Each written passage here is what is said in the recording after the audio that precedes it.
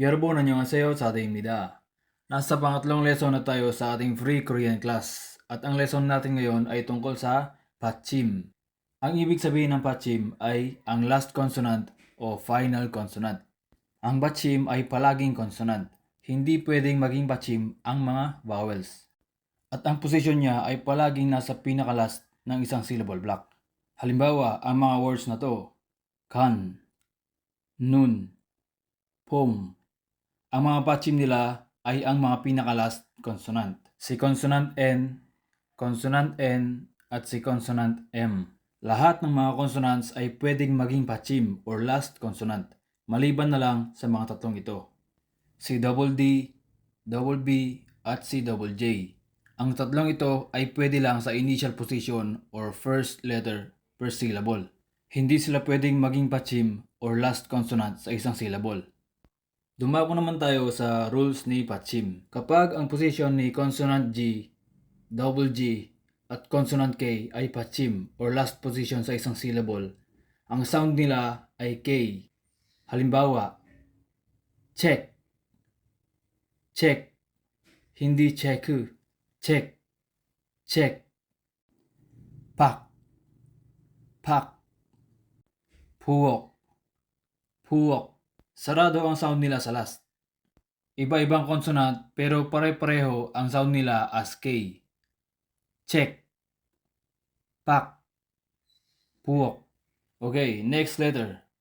Consonant N. Kapag naging 받침 ang letter na to, walang magbabago sa pagbigkas. N pa rin ang pagbigkas. Halimbawa, an. Next letter, si consonant D or P. S, double S, J, CH, T, at H. Kapag ang posisyon ng mga letters na to ay 받침 or last consonant, ang sound nila ay sound T. Halimbawa, gamitin natin si vowel A sa kanila. First letter, si consonant D. At, hindi ad. At. Pangalawa, si consonant S. At, hindi as. At. Pangatlo, si double S. At, hindi as. At. Pangapat, si consonant J. At, hindi adj. At. Panglima, si consonant CH. At, hindi ach. At. Pang-anim, si consonant T. At. Ito ang original T. Panghuli, si consonant H.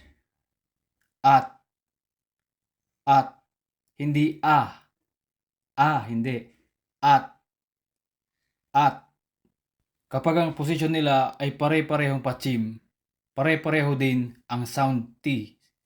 Next is R or L. Dalawa ang sound value nito. Pero kapag ang posisyon nito ay 받침, ang sound niya ay L. Sample, al, hindi R. Next is consonant M. Kapag naging 받침 ang letter na to, walang magbabago sa sound. M pa rin ang sound nito. Next letter, B at P. Kapag ang posisyon nila ay 받침, ang sound nila ay P. Example, pop, hindi bab. Pop. Next, up. Itong letter na to ay ang original P. Next is iyong. Kapag ang posisyon niya ay 받침, ang sound value niya ay NG. Ang.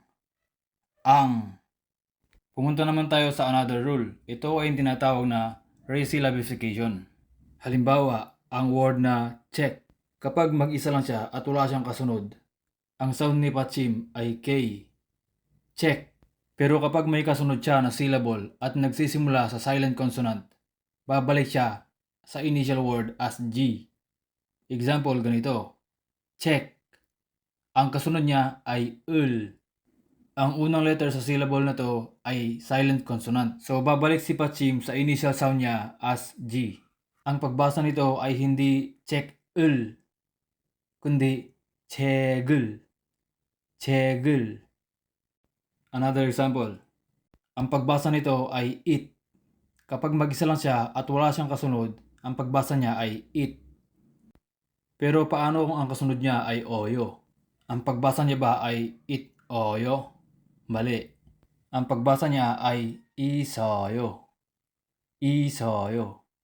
Dahil ang kasunod ni Pachim ay silent consonant, kaya bumalik siya sa initial sound as S. Another example, al. Kapag mag-isa lang siya, ang pagbasa niya ay al. Pero kapag ang kasunod niyang syllable ay nag-uumpisa sa silent consonant, babalik siya sa initial sound na R. Halimbawa, al, i-add natin ang ayo. Ang pagbasa nito ay arayo, hindi al-ayo. Ganito pa rin ang spelling, pero ganito siya basahin. Arayo. Arayo. Pero kapag ang kasunod niyang syllable ay nauuna kay consonant real, L pa rin ang sound niya. Halimbawa, ang word na talyok. Kapag magkasunod ang dalawang real, L pa rin ang pagbasa. Another example, Philippine. Philippine. Another example, mat. Mat. Hindi madge ang pagbasa nito. Mat. Mat. Kapag ang kasunod niyang syllable ay nauuna sa silent consonant, babalik siya sa initial sound na J. Halimbawa, mat plus ayo equals majayo. Majayo. Pero kapag ang kasunod niya ay consonant, mananatili pa rin siyang sound T. Halimbawa, mat plus ta equals matta. Matta. More rules for consonant S, D, at T. Unahin muna natin si consonant S. Katulad ng pinag-aralan natin kanina about Pachim S. Kapag ang position niya ay Pachim, T ang sound niya. Pero kapag ang kasunod niya ay vowel I, ang sound niya ay SH. Halimbawa, mat. Ang kasunod niya ay isoyo. Ang pagbasa niya ay mashisoyo. Mashisoyo. Same din kay double S. Kapag ang kasunod niya ay vowel I, ang sound niya ay SH. She. She. At kapag ang kasunod nila ay si vowel ya, yo, yo, you, ye, at ye, nakakagawa sila ng SH sound. Siya, syo, syo, shu, she, she. Ngayon naman ay using of consonant D at consonant T as Pachim. Kapag ang position ni consonant D ay Pachim, at kapag ang kasunod niya ay silent consonant with vowel I, ang pag-pronounce ni consonant D ay J. Halimbawa, mat plus E equals machi. Machi, hindi madi. Machi. Maji. Same with consonant T. Kapag ang position niya ay Pachim or last consonant, at kapag ang kasunod niya ay consonant I, ang pag-pronounce niya ay CH. Halimbawa, cat plus E equals kachi, hindi kati. Kachi. Kachi. Same with he. Kapag ang kasunod niya ay he, ang sound niya ay CH. Halimbawa, kachida, hindi kathida. Kachida. At yan ang mga rules sa Pachim. Pero kung ang kasunod na consonant ni Pachim ay nasal consonant, mag-iiba ang sound ni Pachim. At doon papasok ang nasalization rule. Ngayon, magfo-focus muna tayo sa rule ni Pachim. Sa ibang lesson na lang natin pag-aaralan ang nasalization rule.